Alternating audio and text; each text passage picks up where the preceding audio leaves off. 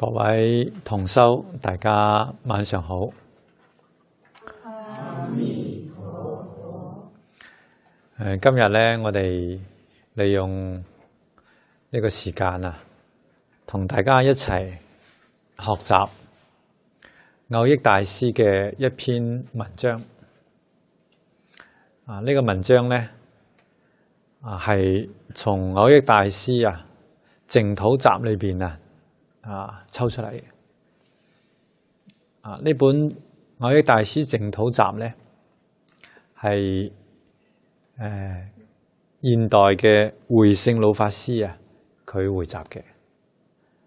慧聖老法師曾經同我哋淨空上人一齊應李炳南老居士嘅邀請喺台中辦咗一屆嘅呢個來點研究班。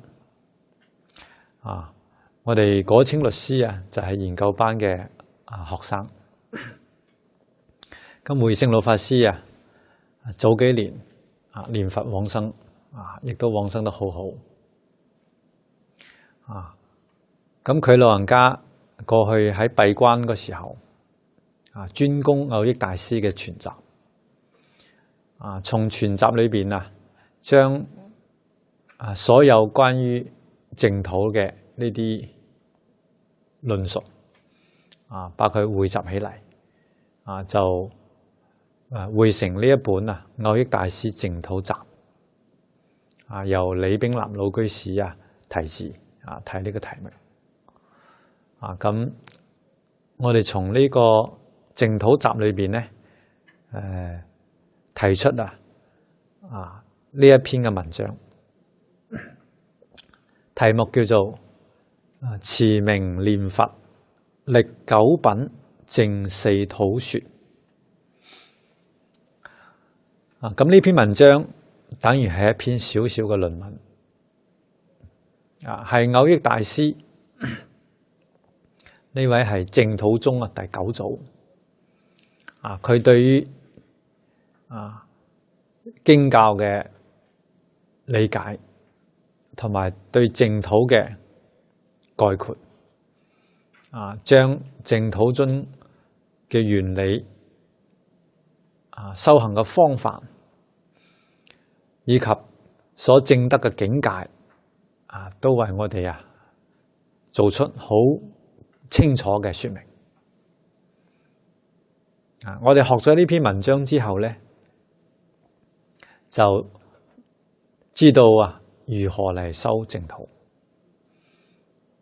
自己能唔能夠往生，往生極樂世界能夠得到咩果位、咩品位，都會清清楚楚。所以呢篇文章非常之重要。過去我哋冇學習過，咁今日呢，我哋嚟學習。好，我哋嚟睇呢個題目：持名念佛歷九品淨四土說。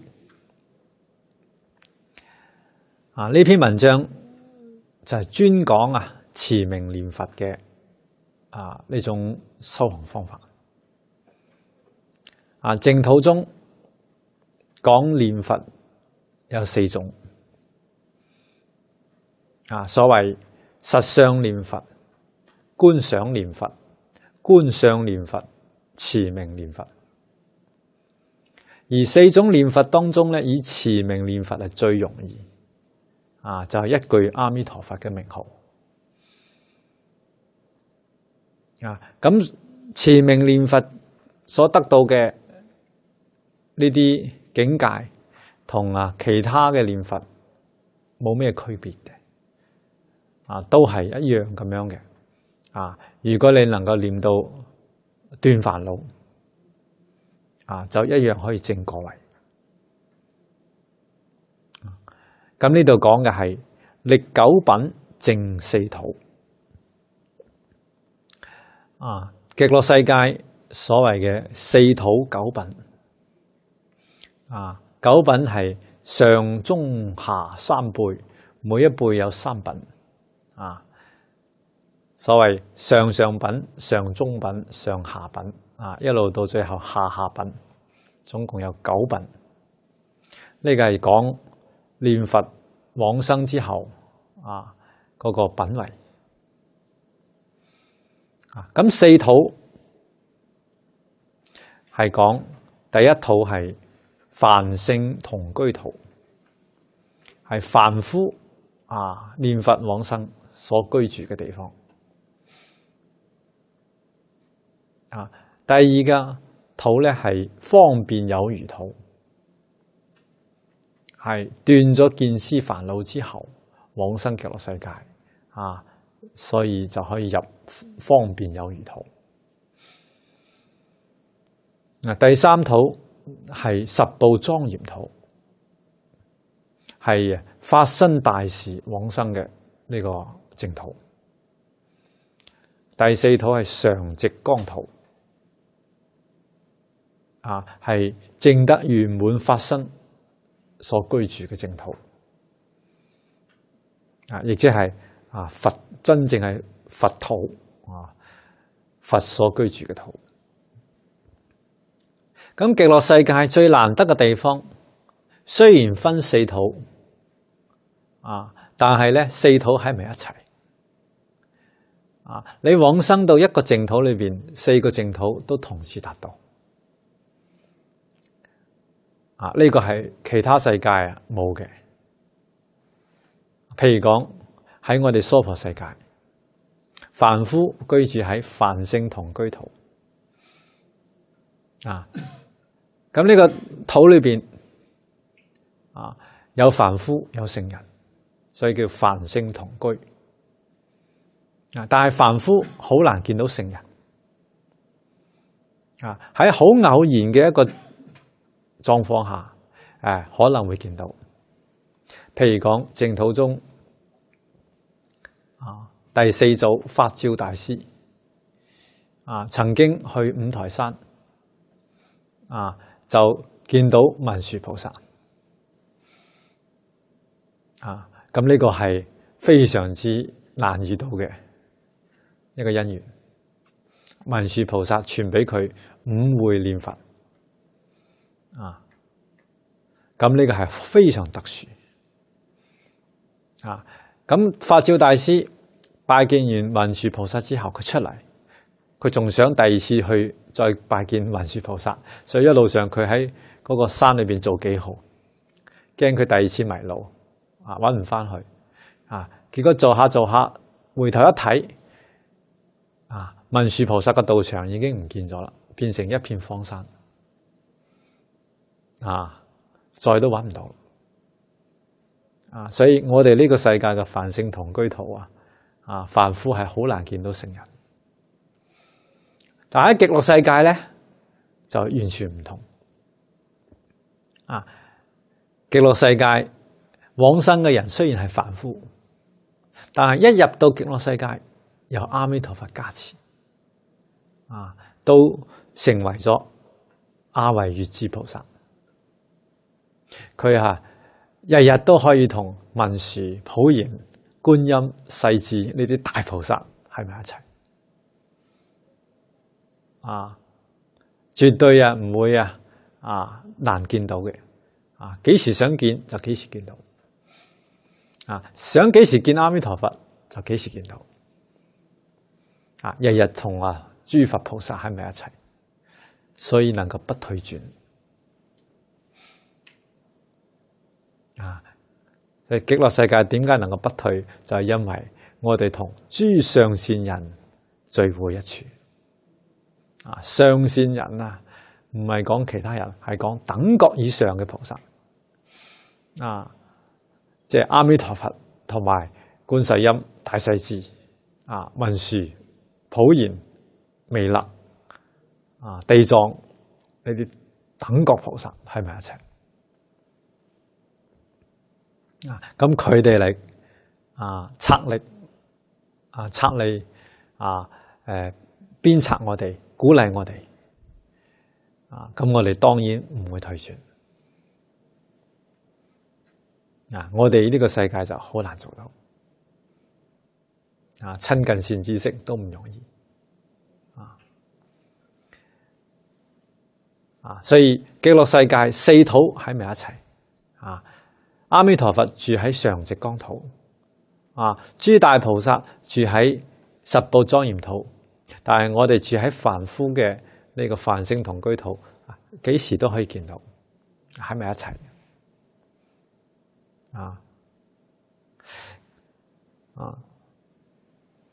咁但係往生嘅品位自己要知道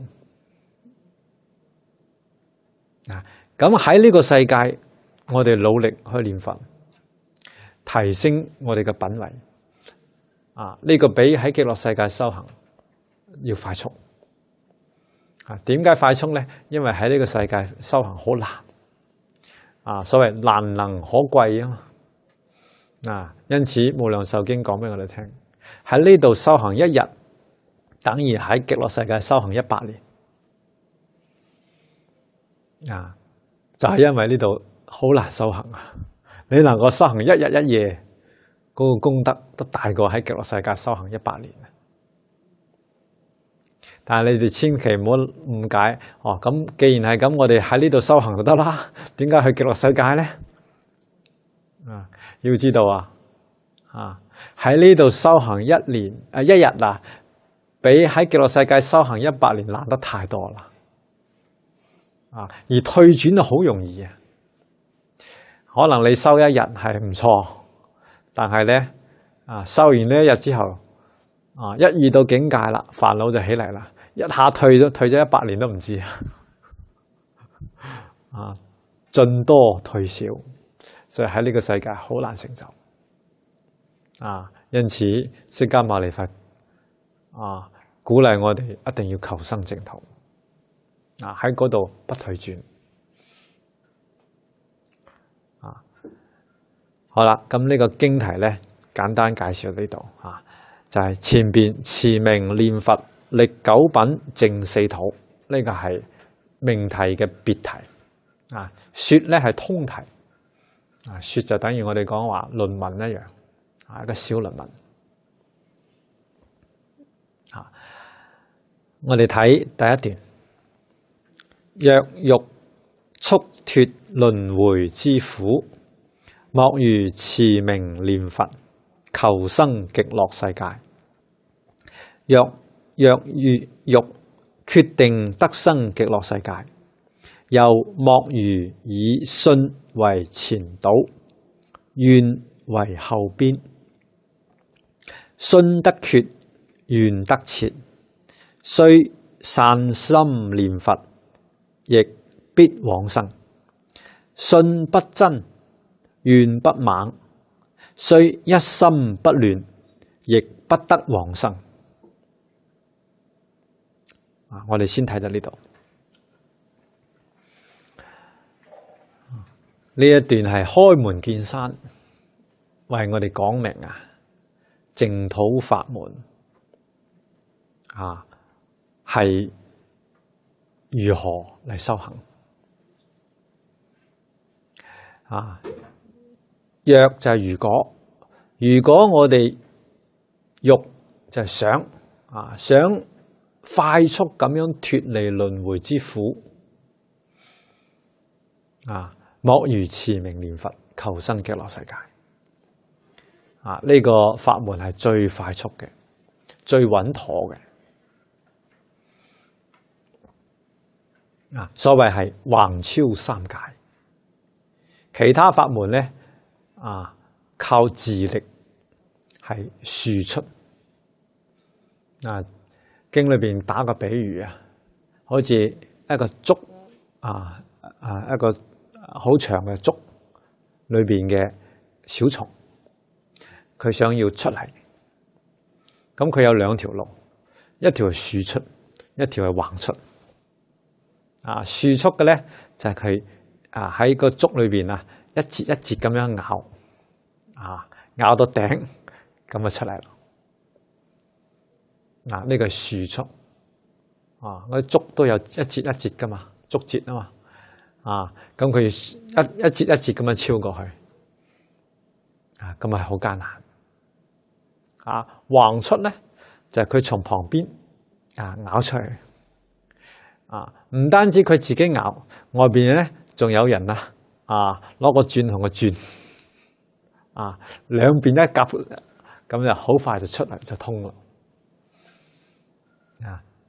咁其他嘅法門咧就好比係輸出，靠自己嘅力量斷煩惱超三界，非常唔容易。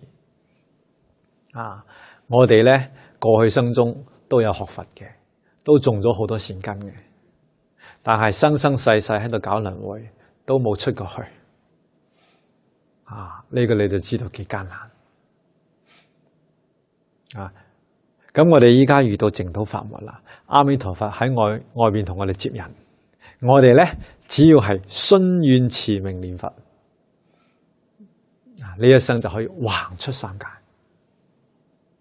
所以想要快速咁脫離輪迴之苦咁最好嘅方法就係持名念佛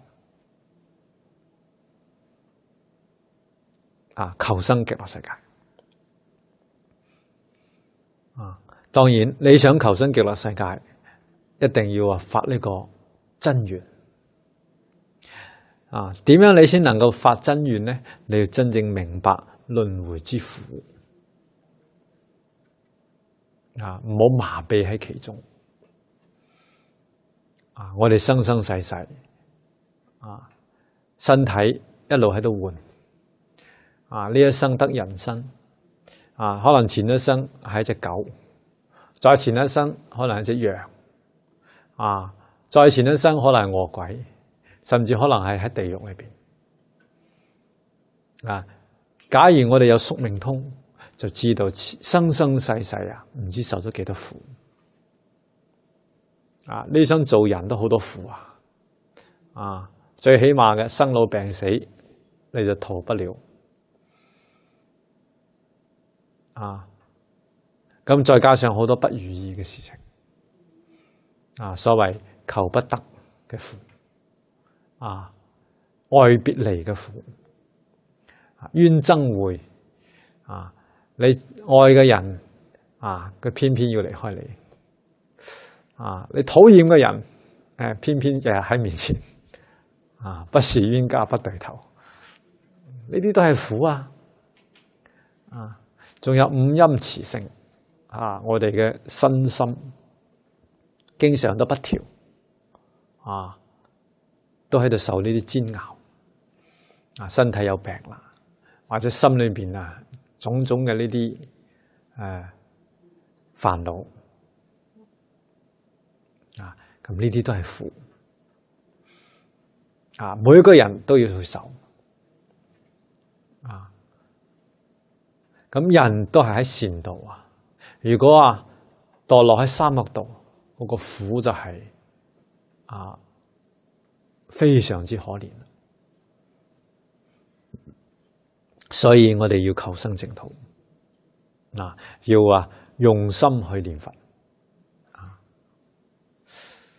若欲決定得生極樂世界，又莫如以信為前導，願為後邊。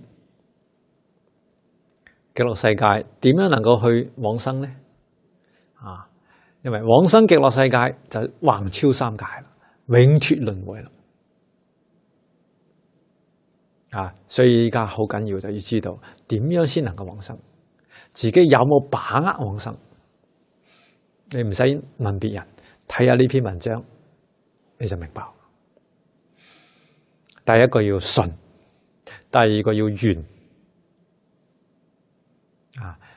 蕅益大師喺《阿彌陀經要解》裏邊講得好清楚，得生與否全由信願之有無。你能唔能夠得生極樂世界呢？就睇下你有冇信，有冇願。因此呢度講話莫如以信為前導，願為後邊。意思就係信願呢兩個條件。信係導引你，首先你要相信呢個法門，相信有極樂世界，相信有阿彌陀佛，相信我信願念佛求生淨土，就一定可以往生。要信，有呢個信就有方向。再加上你個願力，發願要去西方，對呢個娑婆世界，徹底要放下。對於呢度嘅人事物，所有嘅執着，我哋都肯放下。呢個願就叫做後邊，好似我哋騎馬要趕路，方向明確啦，後邊要快馬加鞭。你個願力越懇切，往生就越有保障。所以呢度講信得決，願得切。決就決定，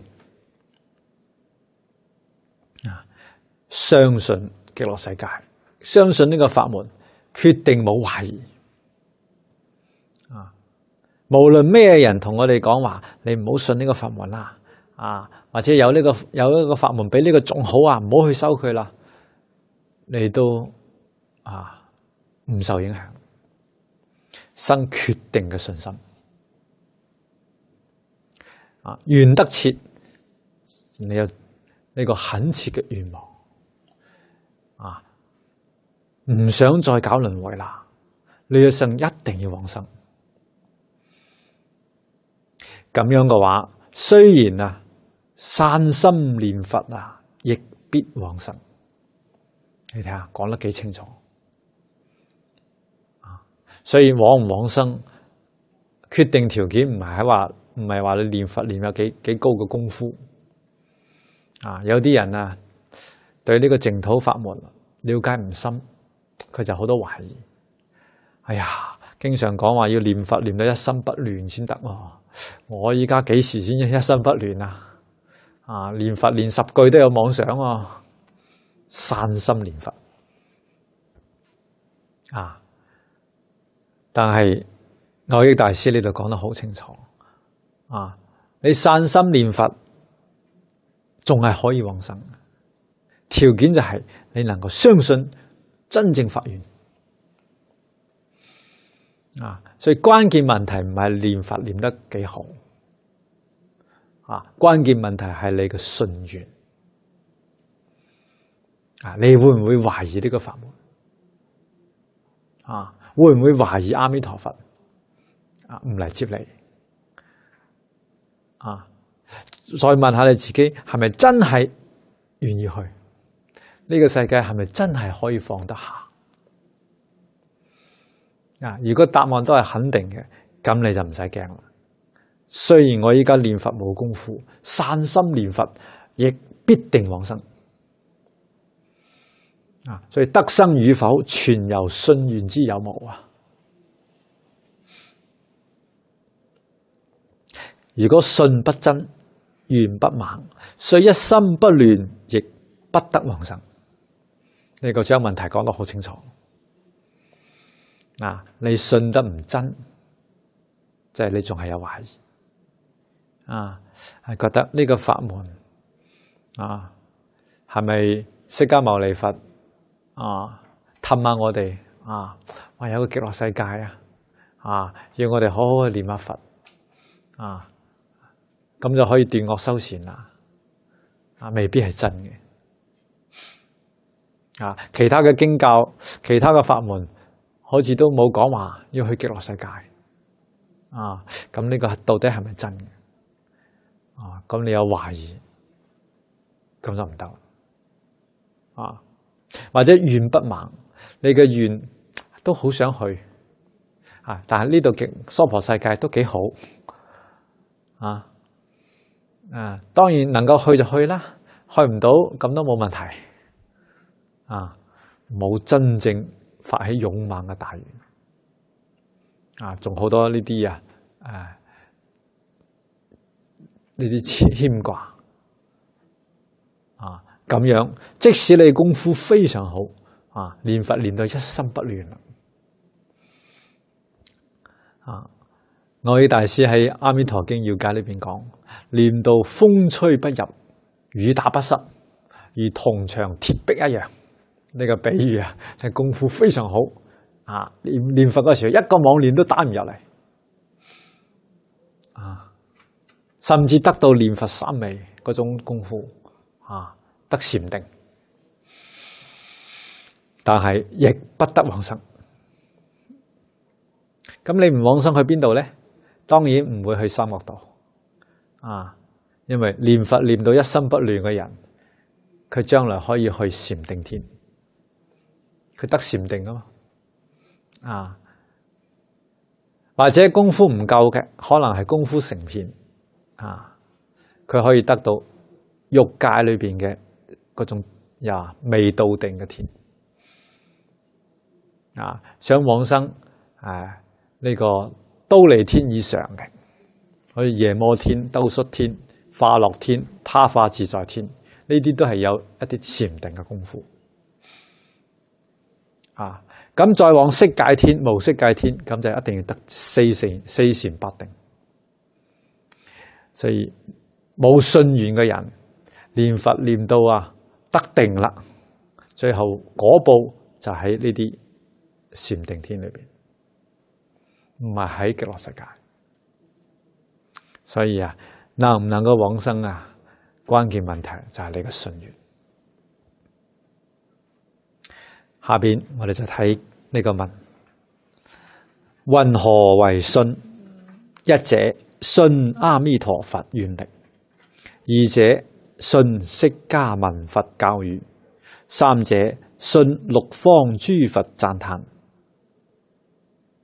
夫世間正人君子，辯無妄語，況彌陀、釋迦、六方諸佛，豈有妄語？此而不信，真不可久。故須先生深信。呢一小段就話俾我哋知咩叫做信。第一個，信阿彌陀佛嘅願力。阿彌陀佛真有其人。過去係法藏比丘，發起48大願，建立西方極樂世界。呢啲喺無量壽經裏面講得好清楚，所以無量壽經你學習，自然就深信呢個法門。阿彌陀佛48大願就係為咗接引法界一切眾生往生淨土，永脫輪迴嘅。咁我哋要相信。第二個，信釋迦文佛，就係釋迦牟尼佛。佢嘅教語即係喺呢個淨土經教裏邊嘅教導。淨土經教主要嘅係三經，無量壽經、阿彌陀經、觀無量壽佛經。其他嘅經提到淨土嘅至少200幾種。釋迦牟尼佛在世嘅時候講淨土講得好多。咁佢老人家就係教導我哋要求生淨土。咁我哋一定要相信。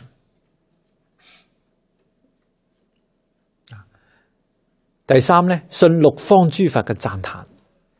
呢個係阿彌陀經裏邊講嘅。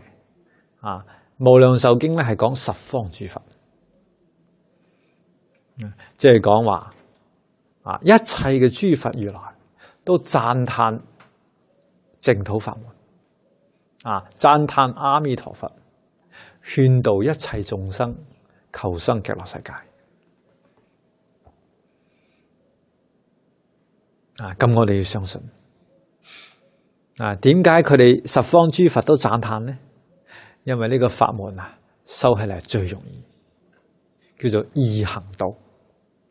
除非你冇遇到，一遇到啊，你如果真正依教奉行，冇話去唔到嘅。所謂萬修萬人去啊！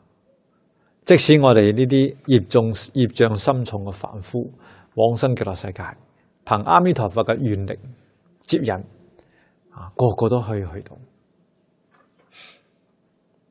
啊！咁呢啲都係諸佛如來啊，為我哋說明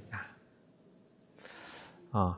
世間嘅正人君子都唔會打妄語啊，唔會講大話，更何況阿彌陀佛、釋迦牟尼佛啊，六方諸佛如來啊，點可能話打妄語？點會話呃我哋呢？所以啊，諸佛如來嘅話你都唔相信，真不可救，冇得救啦！啊，即係冇晒善根啊！好在我哋仲有少少善根啊，仲能夠相信啊！你能夠相信就有得救，呢一生就有機會出嚟輪迴。所以必須先要生起深信之心啊，唔好懷疑啊！有呢個深信，你就能夠發願。咁下邊一段就講點樣發願啦。云何為願？一切時中厭惡娑婆生死之苦，因無淨土菩提之樂。隨有所作，若善若惡，善則回向求生，惡則懺悔求生，更無二致，是名為願。蕅益大師教導我哋點樣嚟發願啊？喺一切時中即係一日到黑24個鐘頭都要有呢個厭惡娑婆生死之苦，因無淨土菩提之樂呢種心厭離娑婆，因求極樂娑婆生死輪迴呢個苦只要我哋學咗佛法，對呢個三世輪迴有啲了解呢種厭離心就唔難生起。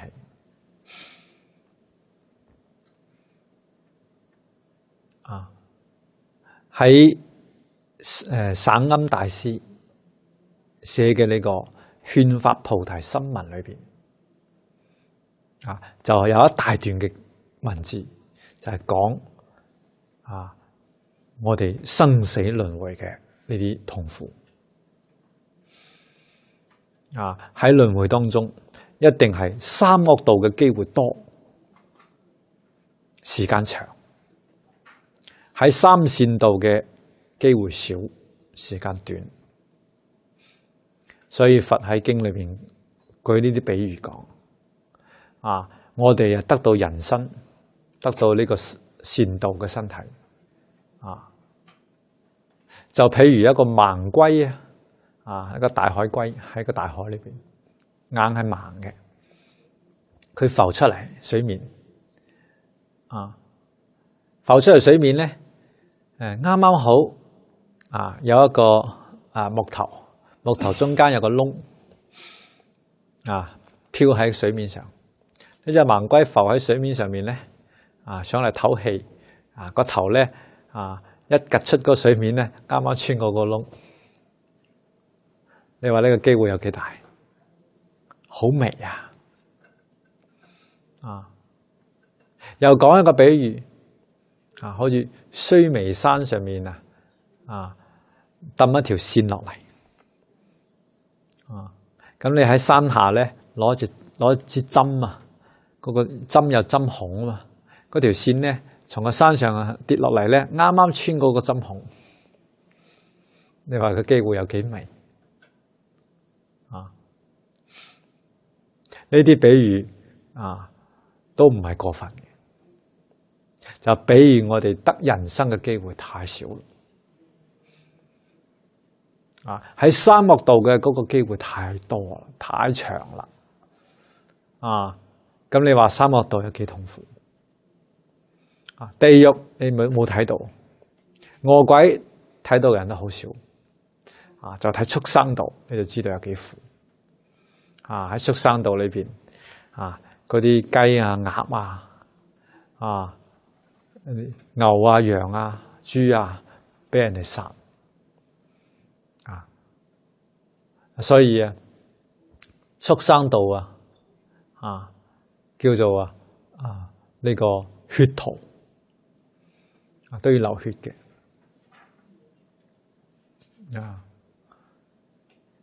咁依家嘅呢個現代殺生嘅呢個業就更重。大家都食肉，殺生殺得比以前多得太多。一場禽流感就要殺好多呢啲雞啊，呢啲禽家禽。呢啲都係佢過去生中做個業，呢一生要還呢個債。咁我哋做過呢啲動物都唔知做得幾多。釋迦牟尼佛喺經裏面講話，佢過去生中就做白狗，嗰啲骨頭如果堆埋一齊嘅話，都超過須彌山。咁你話佢做得幾多次狗？唔係做狗係做白狗，即係做其中一種狗。呢啲屍體嘅骨頭堆埋一齊，都超過須彌山。更何況話其他種狗，其他嘅呢啲六道裏邊嘅身體，無量無邊。釋迦牟尼佛尚且如此咁我哋更加呢個喺輪迴當中喺三惡道裏邊嘅時間就更加長。所以如果唔出嚟咁真係好可怕。咁你就生起厭惡之心，唔想再輪迴啦。咁出嚟點樣先能夠出嚟呢？一定要求生淨土。欣慕呢個欣係好歡喜，慕係好羨慕、好仰慕。遇到淨土法門，真係8000萬劫難遭遇。一往生淨土，就必定能夠證得無上菩提成佛。所以無上菩提之樂所謂大涅槃之樂我哋要生起仰慕之心。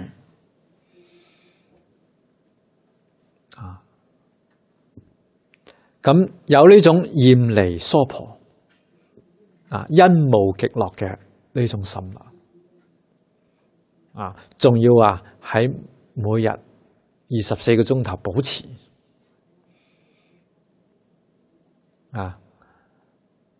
點樣能夠保持下邊講話隨有所作若善若惡無論你做乜嘢咁所做嘅事情，無非就係善惡仲有一種係無記業無記業咧基本上係無明你就你自己冇嗰種善惡嘅心去做嘅咁嗰種唔叫做正念有正念就係你自己清清楚楚如果係生起善心做嘅善事咁我哋就要回向求生淨土所有嘅功德點點滴滴唔係為咗求人天福報，係為咗求生淨土所以你能夠咁樣回向，將來嗰步就喺極樂世界。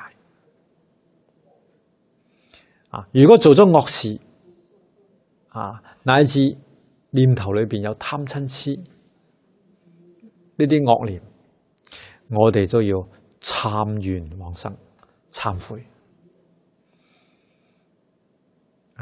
所以學佛嘅人要經常懺悔罪業。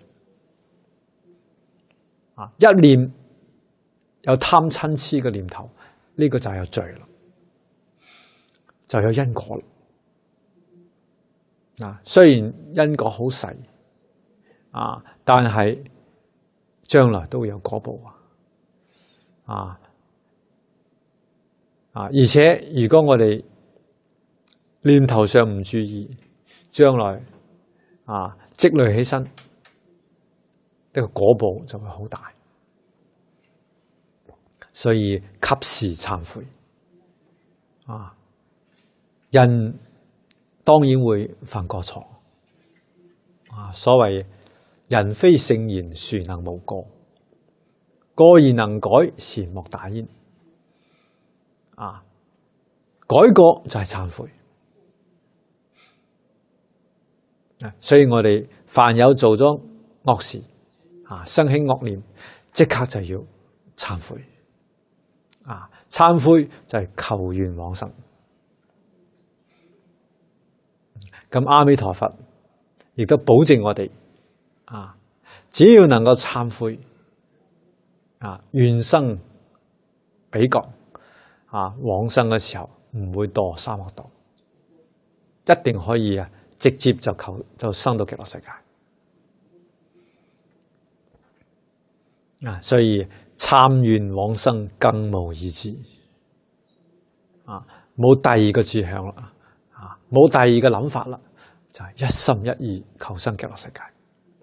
呢個就叫做願。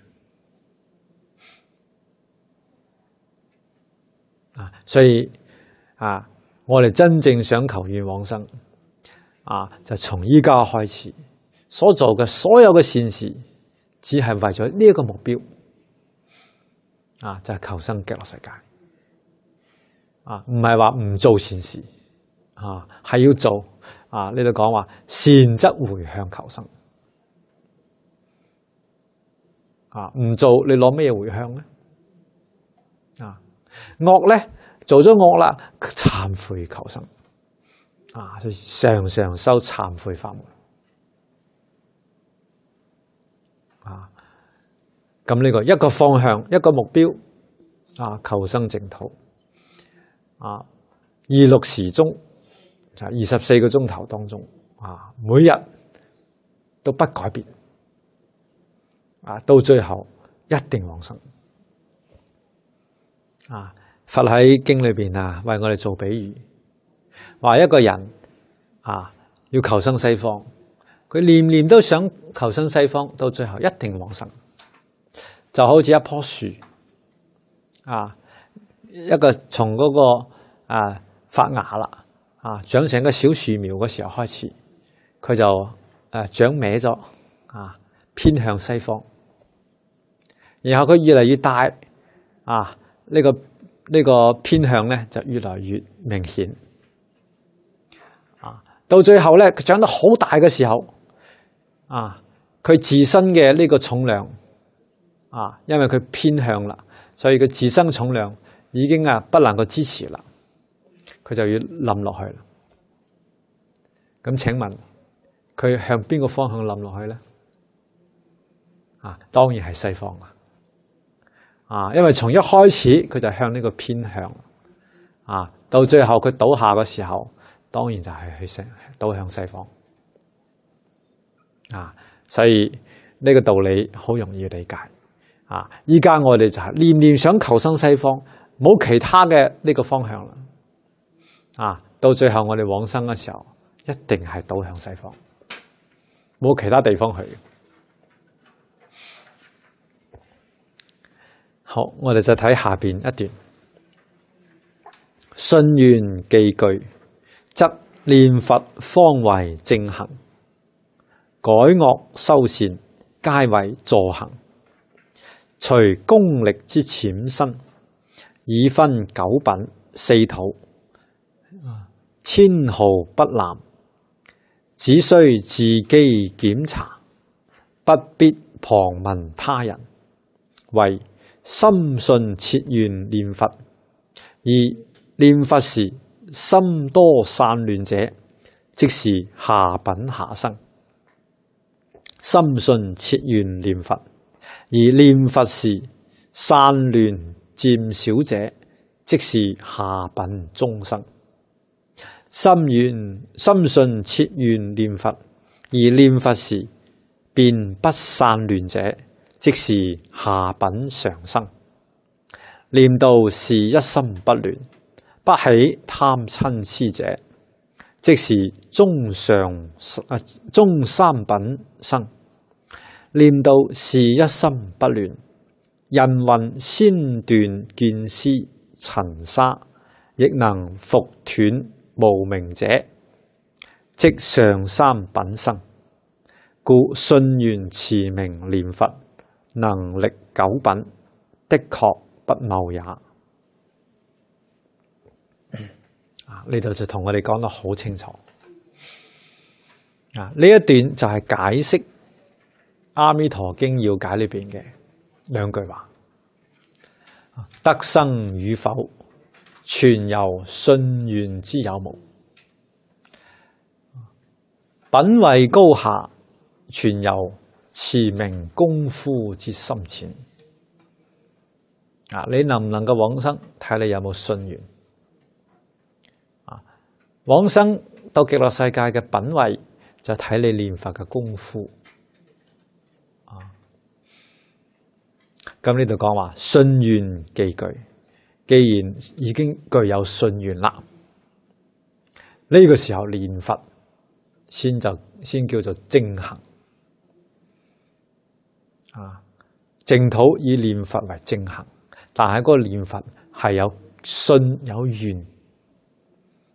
所以正行應該係信願持名，呢個就叫做正行。咁除咗正行，仲有助行。所謂正助雙修。助行係咩呢？改惡修善，皆為助行。所以一切嘅呢啲修持包括你持戒、懺悔、扎根，好似淨空老法師教導我哋要集三個根，弟子規啦、感應篇啦、十善業道經啦，呢個儒釋道三個根都係屬於改惡修善嘅範圍。仲有係持戒。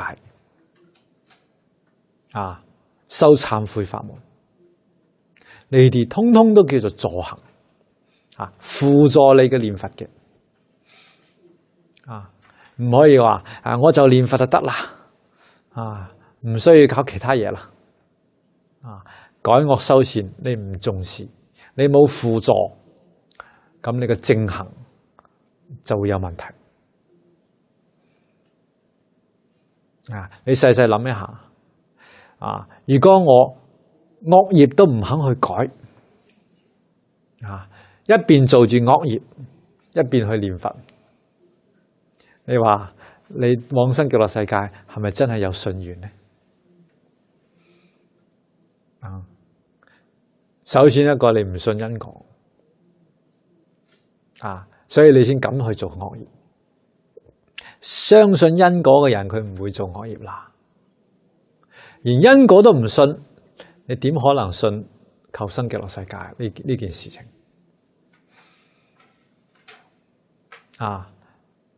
信願持名係因，念佛往生係果呢個係大因果首先你要信小因果就係善有善報，惡有惡報，呢個最基礎噶。願你就更加冇啦。點解呢？你仲唔肯改惡修善，說明你對呢個娑婆世界仲好多嘅留戀。譬如講貪嘅念頭，你唔放唔下對呢個娑婆世界仲有好多嘅貪欲、財色名食睡，你放唔下，咁點樣能夠往生呢？有瞋恚對於唔信心嘅境界，你會發脾氣，好嬲仲有好多個對立、抱怨甚至對於傷害我嘅人都有報復嘅念頭，呢啲都係障礙你往生你唔肯放下呢個世界，個願就唔切咁你點可能往生呢？所以改惡修善呢個助行好緊要。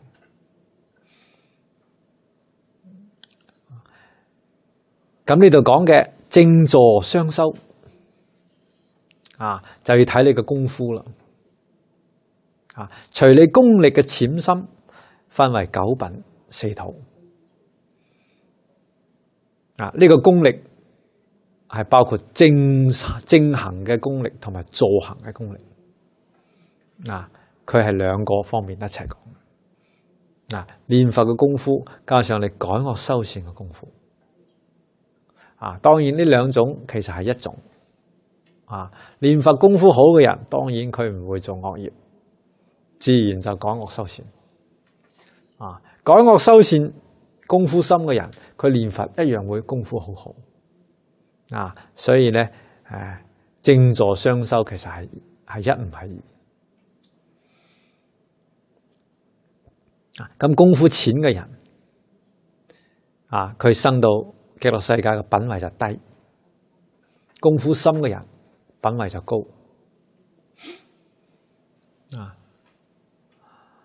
呢個功夫嘅淺深，唔係講我念佛念得多定係少。念佛多嘅人未必功夫深，念佛少嘅人未必功夫淺。呢個功夫係咩？佢能夠降伏煩惱，呢個就叫做功夫。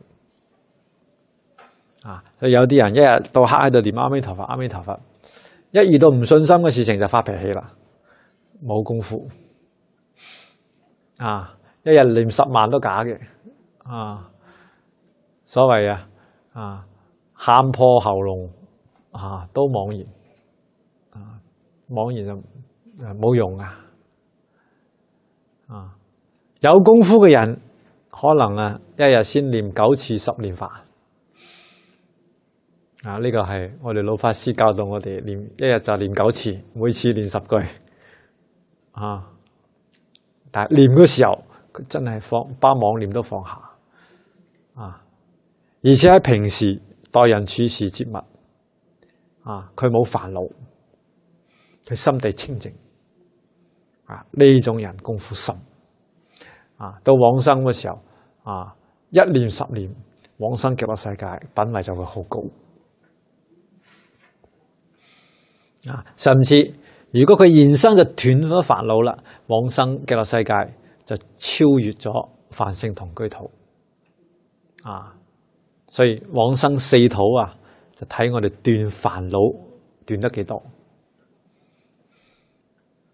千毫不濫，一啲都唔會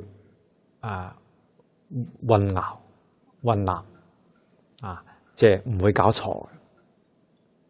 你只需要自己好好去檢查去反省，唔需要旁問他人，問自己就知道啦。咁下邊咧就具體咁樣舉出嚟啦。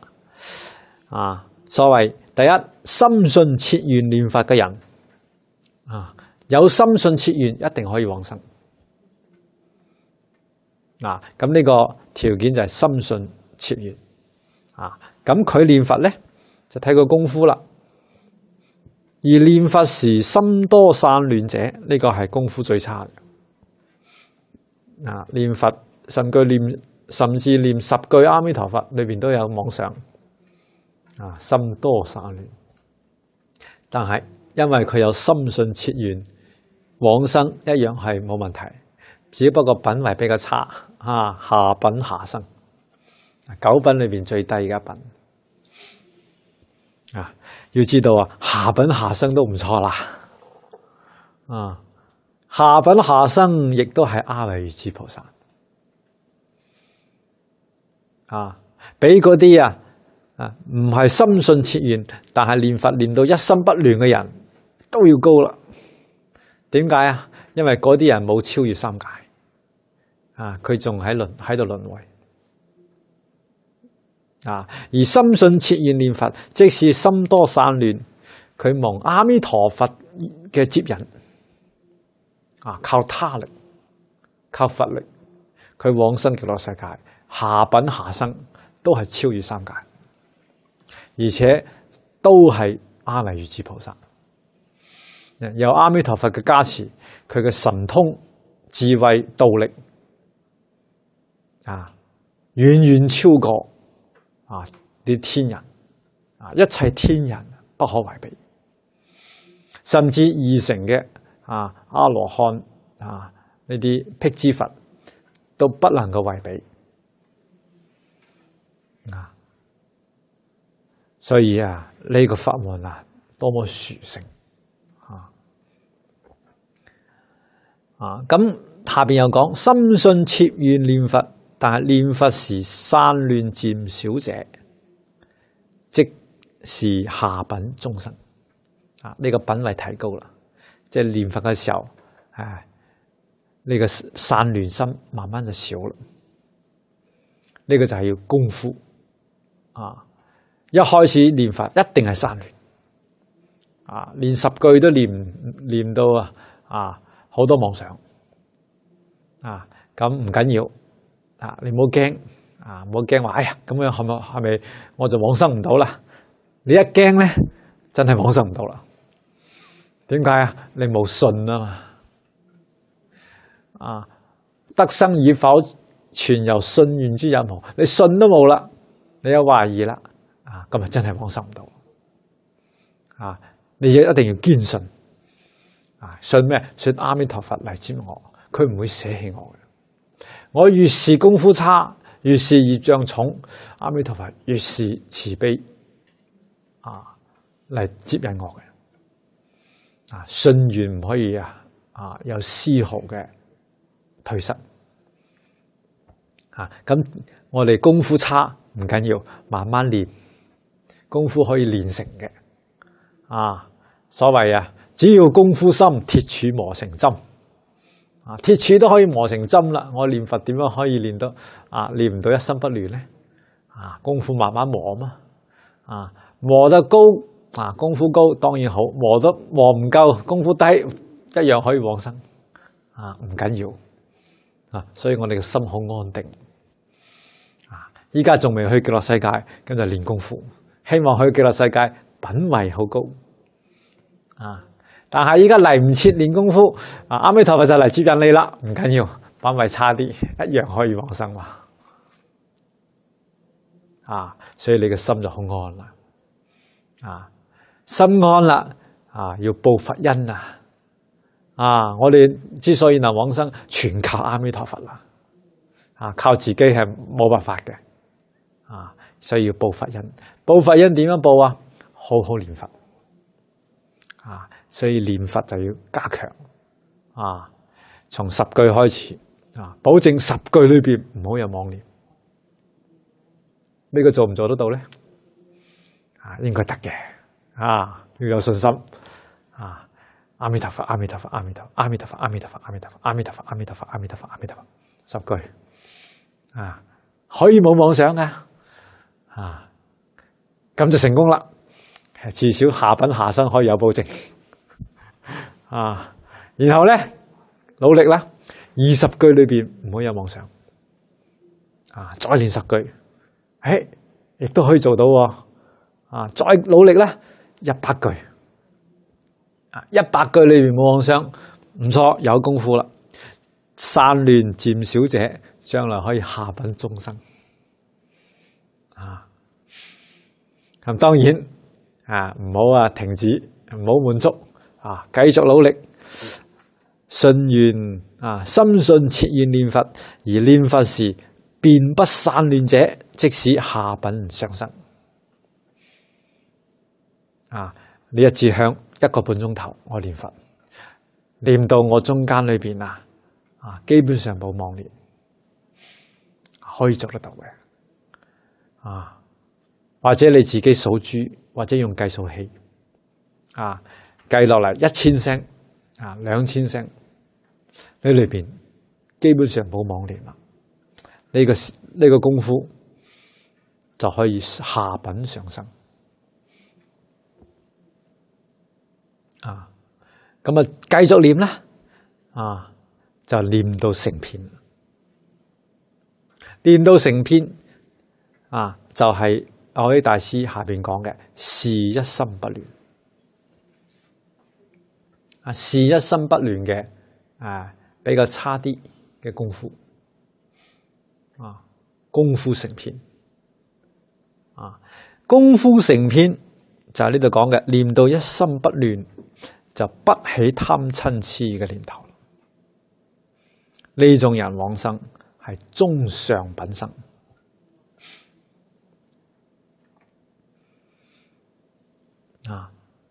所以呢個時候將煩惱伏住咗。咁呢種人佢往生就叫做有十足把握。點解呢？因為《阿彌陀經》裏邊同佢保證，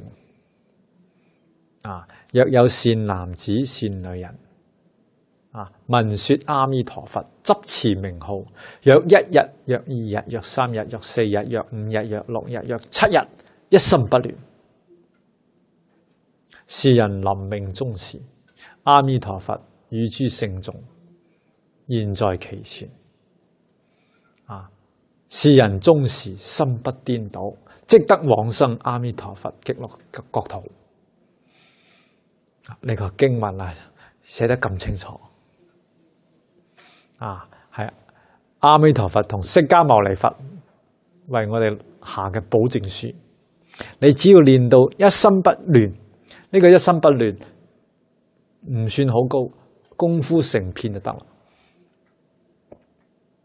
啦。咁你就往生必定係冇問題嘅。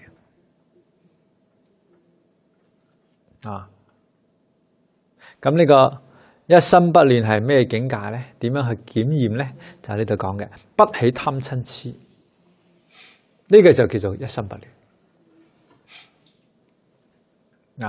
咁你喺1日至7日當中打個佛七，你試一下，幾時能夠念到呢個念頭當中都冇晒妄念，全係一片佛號。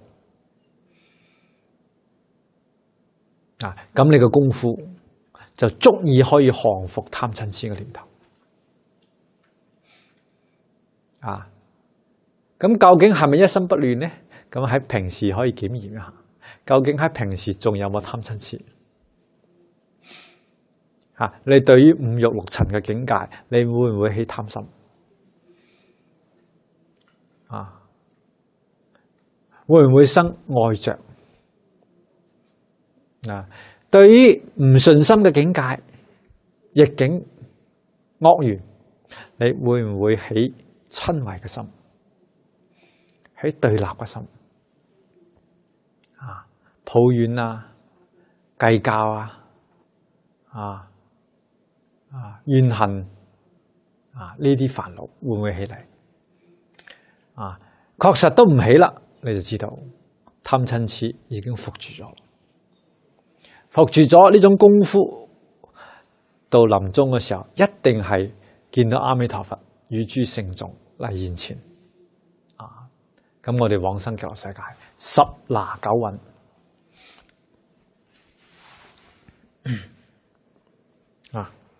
咁呢個就係從自己嘅份上嚟講，叫做有十足把握。當然前面嗰3種下品往生嘅人，佢未練到一心不亂，其實深信切願都係有把握往生。不過呢個把握咧，自己唔係十足嘅把握啊，因為佢自己冇呢個功夫，心裏仲係有啲空虛啊。但係佢相信阿彌陀佛，對阿彌陀佛有十足嘅把握啊。佢知道阿彌陀佛喺臨終嘅時候一定嚟接我嘅。憑咩嚟接我？因為我深信切願求生淨土啊！但係自己功夫咧就唔得啊。念到一心不亂咧，自己嘅功夫啊，自己就好清楚，一定可以往生。而且有呢個功夫嘅時候，幾時想往生都得，可以自己選擇時間啊。想幾時走就幾時走。啊，唔想走多留幾年都冇問題。啊，往生自在。啊，呢種人往生一定係自在往生。啊，所謂心不顛倒，意不散亂。啊，身無病苦。啊，清清楚楚見到阿彌陀佛嚟，同大家講啊，阿彌陀佛嚟啦，我要走啦，啊，拜拜，咁就走啦。所以呢個係我哋努力嘅方向。咁念到是一心不亂，任運先斷見思塵沙，亦能復斷無明者，即是上三品往生。呢個功夫就不得了啦，就唔係凡夫啦，得到聖果啦，聖人。佢呢個是一心不亂。係比較高等嘅，因為佢可以斷見思煩惱，甚至塵沙煩惱。呢個任運就係自然。斷見思或者塵沙呢啲煩惱啊，唔係話我夾硬嚟嘅。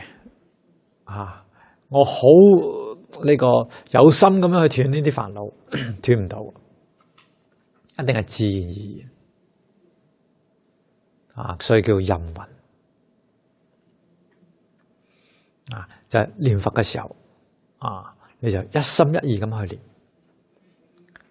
佛號念得清清楚楚，以聽自己嘅念佛，亦都聽得清清楚楚。我哋用十句十句咁計數，計得清清楚楚。就咁樣一路練落去。每一句都清清楚楚嘅，練到一段時間就有功夫。練下練下，個煩惱自然就斷咗。斷咗見思煩惱，就斷執着，你就證得阿羅漢嘅果位。用念佛就得啦。咁你往生就唔係凡聖同居土啦，你往生係方便有餘土。所以所謂上品呢度有上三品，上品裏邊嘅下品、上下品，應該就係方便有餘土。呢個唔係凡夫，聖人往生。石藕益大師呢度分9品，佢套喺四種淨土裏邊講。但係咧有啲講法就係每一土裏邊都有9品。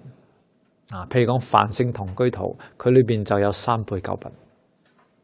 呢就又係一種講法。咁藕益大師呢度講嘅上三品，係從呢度睇，顯然係套4土上面講。所以中下兩品，下三品、中三品，係往生梵聖同居土。上三品呢，就係方便有餘土同埋呢個十寶莊嚴土。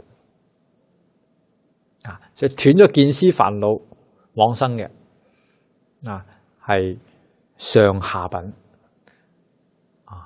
等於係方便有餘土。如果斷咗塵沙啊，而且能夠復無明啊，復就係仲有無明煩惱，但係冇真正斷啊，呢種係上中品往生啊，仲係喺方便有餘土裏邊啊，因為無明煩惱仲未斷盡啊，未斷，只係復住啊。如果係將佢斷咗啦，無明煩惱都斷咗，斷一品無明就入十報莊嚴土啊，上品往生啊，呢種人就係發生大事啦啊！所謂明心見性，見性成佛嘅人啊，所以咧啊，下邊總結講話，信願持名念佛啊，能力九品的確不朽也啊！所以淨土三輩九品四土都存在你信願持名念佛啊！念佛嘅功夫越深，品位就越高，的確唔會有虛謬。好，再睇下邊一段，由信願持名消伏業障，帶惑往生者，即是梵性同居淨土。信願持名見思斷盡而往生者，即是方便有餘淨土。信願持名惑破一分無明而往生者，即是十報莊嚴淨土。信願持名持到究竟之處，無明斷盡而往生者，即是常寂光淨土。故持名能證四土，亦的確不謬也。呢一段係從呢個四土方面嚟講嘅。上一段呢係分開九品啊，呢度分四土啊。總之無論點樣分啊，嗰個原則就係啊，念佛功夫越深，你嘅品位越高啊。咁呢度講話由信願持名啊嚟念佛，深信切願念佛，能夠消伏業障啊，消係消除啊，伏係伏住啊，唔係話將個業障滅咗啊，佢只係伏住啊。我哋所謂講，一般講話消業障啊，都係講伏業，唔係話滅業啊。滅業咧一定係斷煩惱開智慧先能夠達得到啊。呢度係咩咧啊？好似我哋拜懺啊，拜得清淨輪相啦，呢個叫伏業啊，就業障唔起作用啊。咁樣咧帶惑往生啊，帶惑啊，疑惑，呢個惑係指煩惱啊，帶住呢啲煩惱嘅種子往生嘅啊。咁往生極樂世界，生到梵性同居淨土。要知道啊，所帶嘅係煩惱嘅種子啊，唔係煩惱嘅現形啊。咩叫現形咧？就係依家你仲喺度生煩惱，就叫現形啊。煩惱種子係咩？雖然我有呢個煩惱嘅種子喺度，但係我冇發作。啊，譬如講我有貪心，但係我依家貪心唔起作用啊，咁呢個叫種子冇現形啊。我真正起貪心啦，啊造業啦，呢個就現形啦啊。種子可以帶業往生，但係現形帶唔到啦啊。譬如講你喺往生嘅時候，突然間起咗貪心啊，我屋企啲錢咧，我唔捨得啊！呢個貪心起嚟啦，即刻往生唔到啊！因為佢現形啊。所以我哋要有本事能夠壓服我哋嘅呢啲貪嗔癡嘅念頭將呢啲業障伏住咩叫業障貪嗔癡就叫業障所以能夠伏業就往生咧，就梵性同居土咁大家咁樣聽我講咧，亦唔好話有懷疑我依家冇辦法之降伏我貪嗔癡我仲喺度做個業點算咧但係我係好深信，好願意往生極樂世界咁點辦？就前面講嘅惡則懺願求生。如果你做咗惡事有惡念要懺悔然後求願往生，所以常生懺悔心常生慚愧心，咁你往生咧仲係有保證嘅你嘅信係真嘅，願係好切嘅，仲係可以往生千祈唔好話諗住既然往生咁簡單我有信有願惡業照住做冇懺悔心，咁就麻煩啦咁你就冇可能話復業要往生嘅時候，臨終嘅時候，你都要將你嘅業伏住咁臨終嘅時候，都係你深信切願念佛，感得阿彌陀佛加持你佢會喺你臨終嘅時候現出嚟，放光嚟加持，使你嘅業就伏住咯。所以臨終嘅時候往生一樣可以伏業。所以我哋見到有啲惡人一生作惡，到臨終時念10句阿彌陀佛，竟然佢可以往生。點解因為臨終嗰10句裏邊佢深信切願，佢冇懷疑呢個世界佢徹底放下，所以阿彌陀佛呢個時候就現出嚟。一現出嚟，一放光加持，佢個業自然就伏住。所以呢種人往生就係梵性同居淨土如果信願持名見思斷盡而往生嘅，呢一生就能夠斷見思煩惱，咁佢往生必定係方便有餘淨土佢係聖人咁仲有一種人咧，係平時佢念佛念得係功夫好好，平時就已經伏住業啫，呢個業障伏住咗啦按平時嘅功夫，佢就可以生梵性同居土。喺臨終嘅時候，阿彌陀佛現形，放光加持，將佢嘅功夫提升一大級可能就將佢嘅見思煩惱就斷咗咯。呢個時候往生極樂世界咧，就方便有餘淨土所以平時用功用5分，到臨終嗰時候，阿彌陀佛再同你加持5分，同你加分嘅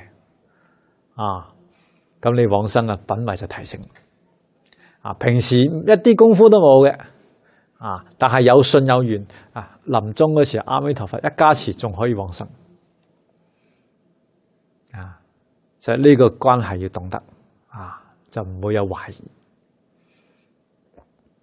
仲有信願持名或破一分無明而往生嘅，呢個就係連無明都斷咗一分前面見思煩惱、塵沙煩惱見思係執着，塵沙係分別都斷咗啦。連無明煩惱係講起心動念都斷咗啦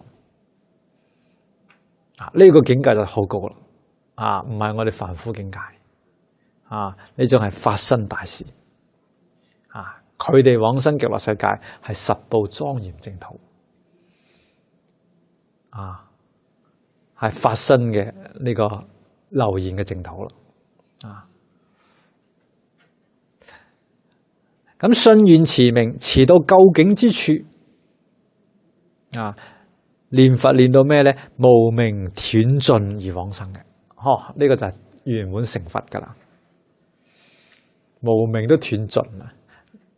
邊個咧？釋迦牟尼佛釋迦牟尼佛佢往生極樂世界係往生常寂光淨土包括呢啲等覺菩薩佢哋往生常寂光土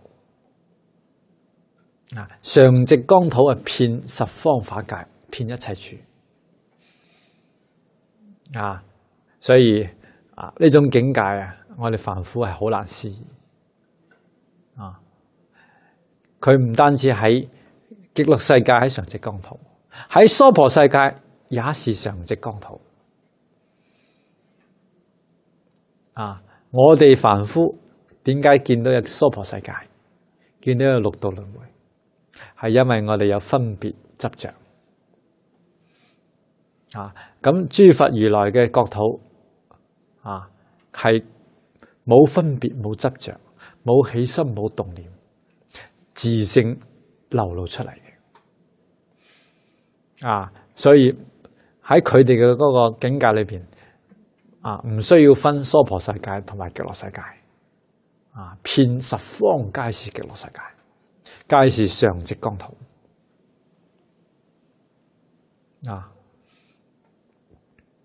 所以呢啲通過信願持名都可以達到。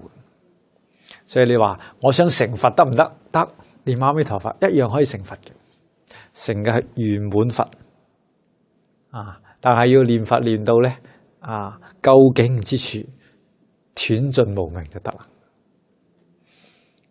咁話呢個好難當然係好難啦成佛邊有咁簡單但係唔緊要，依家做唔到，我哋念佛到極樂世界好快就能夠做到。去咗極樂世界做咩仲喺度念阿彌陀佛念到咩咧？念到將無明斷盡啦，你就圓滿成佛所以分兩段嚟走我哋第一段喺娑婆世界裏邊先要求生淨土第二段咧喺極樂世界啦，咁我哋好好念佛，就將無明斷盡，圓滿成佛所以最後一句係總結故持名能證四土，亦的確不謬也持名就係清淨我哋嘅自心將我哋嘅心持到清淨啦，國土就清淨。所以呢度講話持名能證四土，唔講話能生四土，呢個味道好深好濃講話持名能生四土我哋好容易理解。佢話能證四土，說明係咩咧？四土為心四土唔係喺心外全部喺你自心當中。我用念呢句阿彌陀佛去清淨我自己嘅心，心淨則佛土淨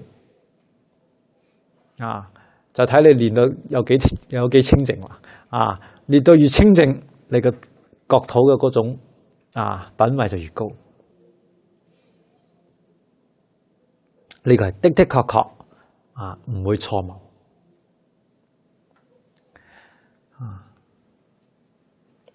咁後邊咧有兩個問答時間關係咧，我哋簡單咁讀一讀意思都應該好容易明白嘅。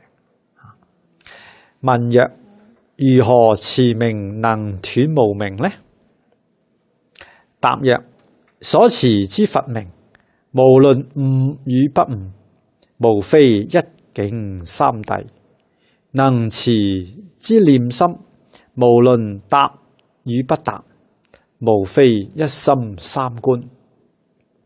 只為眾生妄想執着，情見分別，所以不契緣相。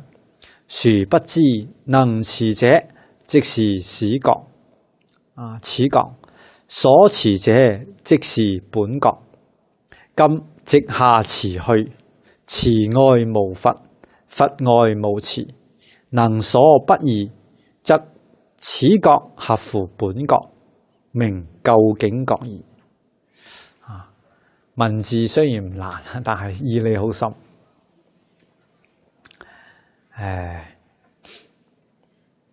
我睇仲要搵個時間係解釋一下下邊嗰段我都讀一讀算啦因為仲有19秒鐘我哋就讀完佢算數再搵時間同大家解釋。文曰：既此覺合本，則當下即常寂光，如何亦說往生？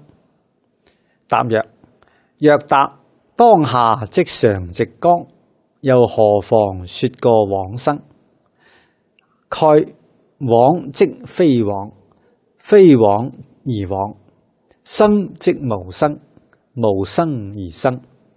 文殊善財之生西方者，此也。奪哉男子，無錯思維。呢個主要係對參禪嘅人嘅一種對治嘅說明因為參禪嘅人或者學教嘅人修止觀嘅人，佢有好多呢啲疑問我哋呢度啲人可能冇咁多疑問，點解？因為唔明呢啲嘢，唔明就唔使問啦。蕅益大師唔係對我哋講解對嗰啲咩學教理嘅人參禪嘅人，佢就好多呢啲疑問，所以有時學得多疑問多咁蕅益大師只好廢呢啲文字嚟同佢哋解釋但係解釋嚟解釋去，無非就要佢哋老實念佛咁我哋如果能夠老實念佛啦唔明都唔緊要所以只要信願持名你嘅功夫越深，就品位越高唔關你明唔明呢啲教理嘅事情只關係到你肯唔肯真信切願一心念佛。好啦，咁呢今日時間到，我哋就簡單咁同大家講到呢度多謝大家。